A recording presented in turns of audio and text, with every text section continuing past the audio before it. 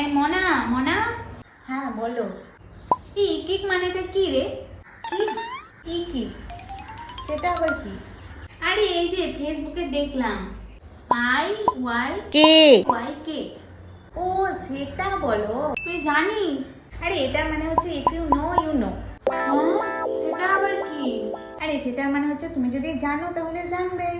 আরে আমি তো জানি না বলেই তো তোকে জিজ্ঞেস করছি। আরে তুমি যদি জানো তাহলে জানবে। মানে আমি জানি না বলে তুমি আমাকে জানাবিও না নাকি?